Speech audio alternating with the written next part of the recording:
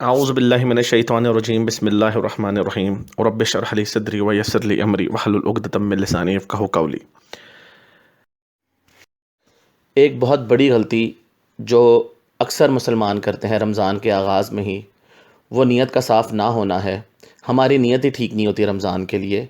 ہم میں سے اکثر مسلمان یہ نیت اپنی کر لیتے ہیں رمضان کے لیے کہ ہم نے جو بھی دین کے لیے ایفرٹ پٹ کرنی ہے، جو نمازیں پڑھنی ہیں، جو عبادات کرنی ہے، جو پرہیزگاری کرنی ہے، وہ بس اس رمضان کے 30 دنوں تک ہی کرنی ہے۔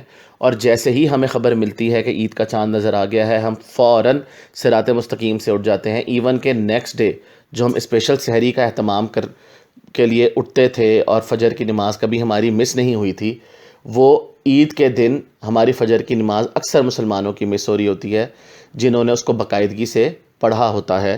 ہم ٹوٹلی صراط مستقیم کی جو ڈگر پہ چلے ہوتے ہیں 30 دن سے، اس سے اتر جاتے ہیں۔ اور وہ اترتے اس لیے ہیں چونکہ ہماری نیت میں فطور ہوتا ہے۔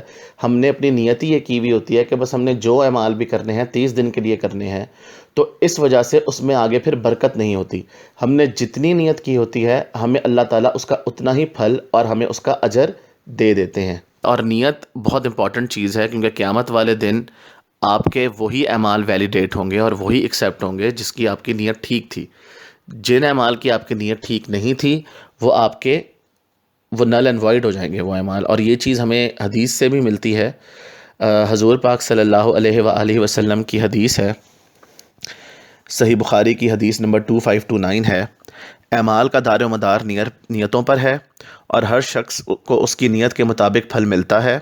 پس جس کی ہجرت اللہ اور اس کے رسول کے لیے ہو، وہ اللہ اور اس کے رسول کے لیے سمجھی جائے گی، اور جس کی ہجرت دنیا کے حصول کے لیے ہوگی یا کسی عورت سے شادی کرنے کے لیے ہوگی، تو اس کی یہ ہجرت محض اس کے لیے ہی ہوگی جس کی اس نے نیت کی ہے۔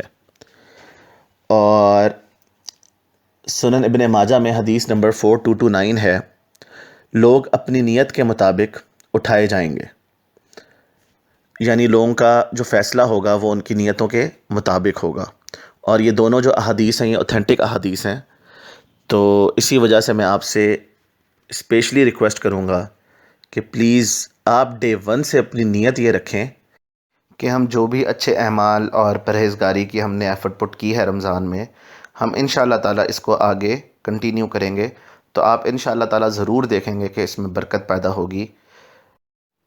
قرآن مجید میں بھی سورہ رات کی آیت نمبر 11 میں اللہ تعالیٰ فرماتے ہیں کہ اللہ تعالیٰ کسی قوم کی حالت اس وقت تک نہیں بدلتا جب تک وہ اپنی دلوں کی حالت نہ بدل لیں۔